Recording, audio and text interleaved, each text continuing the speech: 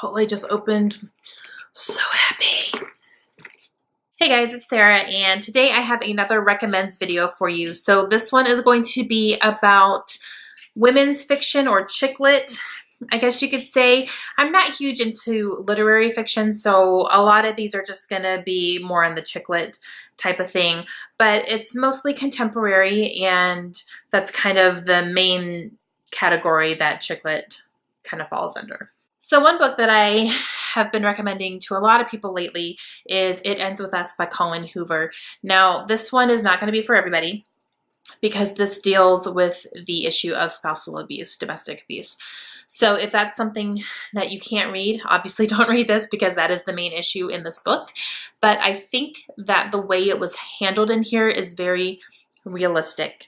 And I found myself really struggling with the characters and some of the decisions that they were both making. And I've never been in an abusive relationship myself, so I don't, I can't personally relate to it all that much, but I feel like the way that she handled this would be very realistic and it would make sense, even if it doesn't make sense, if that makes sense. I really thought that this book was very powerful and important. And I really enjoyed this overall. I sped through it. It's such a fast read, and I just kept wanting to go to know what was going to happen at the end. And yeah, so Colleen Hoover, anything Colleen Hoover, but this one most definitely. This next one is one that I actually have a review video for, so I will link that down below if you guys want to check it out. But that is Monsters: A Love Story, and this is written by Liz Kay. And I was sent this book from Putnam in order to review it, and I absolutely loved it. I gave this one 5 stars, and I don't give a lot of review books 5 stars. It takes a lot, but this was definitely one. This one follows a woman who is a poet, and she has one book of poetry out. At the beginning of this book, her husband had recently passed away, so she's dealing with that.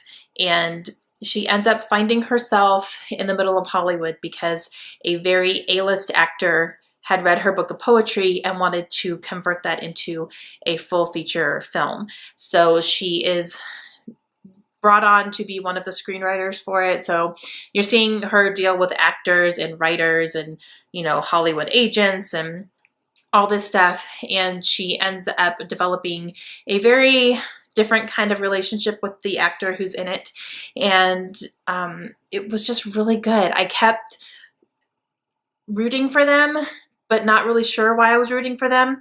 It was kind of interesting. So, like, the relationship they enter into is not exactly healthy, but I was still wanting them to be together, and I wanted them to make it healthy. So that's what I was kind of rooting for this whole time. And it's really good. Their banter back and forth is fantastic. I thought the characters are great, and I just absolutely love this one. This next one is kind of a oldie but goodie. It's been out for a very long time, but it is one of my favorite books, and that is The Devil Wears Prada by Lauren Weisberger. This was made into a movie starring Anne Hathaway and Emily Blunt, and the movie was fantastic as well.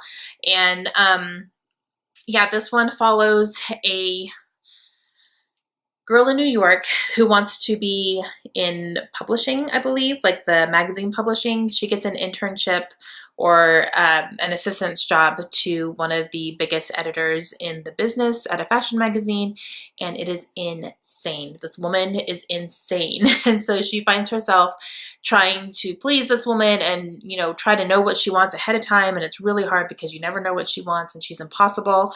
But this book was really well written. It's funny, and I've read this book more than once. I don't know if I'll read it again or not, to be honest. I may someday just for like nostalgia, but I do really, really love this book still.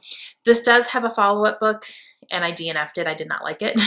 But this original one, 100%. Another one that I would recommend to people is Me Before You by Jojo Moyes, and this book has been extremely popular. This was also made into a movie that came out last year, I believe. I have not seen the movie yet, but this one follows a man who is a paraplegic. He gets into an accident and has no use of the lower half of his body, so he's in a wheelchair, and it's pretty devastating on his life. He was a very adventurous and always on the go. He was a very successful businessman, and just having that paralysis really destroyed his life. He actually has to have a lot of in-home care, which his parents provide for him because they're kind of checked out of the whole thing. And they end up hiring this girl who ends up becoming more than just a caregiver. And I thought it was a really beautiful story, and it was definitely heartbreaking, you know, seeing him go through all the ups and downs that he had to go through throughout the story. But the relationship was very sweet. The love story was very sweet. And I still recommend it. I have not read the second book, After You. I don't know if I want to. I've heard it's definitely not as good as the first one, but I don't know if I'm going to jump on that bandwagon or not. We'll have to see. And the last one that I want to go ahead and recommend is the Nanny Diaries, and this is written by Nicola Kraus and Emma McLaughlin. And I don't have a copy of this anymore. I used to have one, but I passed it on because I knew I wasn't going to read it again. But this one has also been made into a movie starring Scarlett Johansson. And I really liked this book. I thought it was funny. It follows a nanny who is living in New York City, and she is the permanent full-time nanny for a very difficult woman. And you kind of see her interacting with other nannies and just kind of things that they're going through with their employers and all this crazy stuff. So I really, really liked it. I thought it was funny. If I read it again now, I don't know if I would like it quite as much, just because I think my tastes have changed a little bit. But at the time when I read it, I really enjoyed it, and I did read it more than once. So if you're looking for something really light and airy and funny, definitely pick that one up. And that one also has a follow-up. I think it's called Nanny Returns, but I haven't read it and I don't plan to. Okay, so now for chick lit books that I want to read. These are ones that are on my shelf and I'm ready to read them and I'm excited to read them. The first one is more of an author. It's Kristen Hanna. I have not read anything by Kristen Hanna yet, even though I have like 4 or 5 books of hers. This one is Winter Garden. I also have True Colors. I think I have a bind up of 2 different ones from her as well. And I have The Nightingale on audiobook, which I've heard is very, very good. That's like historical fiction. But yeah, so I've just heard really good things about her as a writer, and I want to give her a try. Another one that I am excited to read, and I'm going to be reading it hopefully in the next month or 2, but that is Big Little Lies by Leanne Moriarty.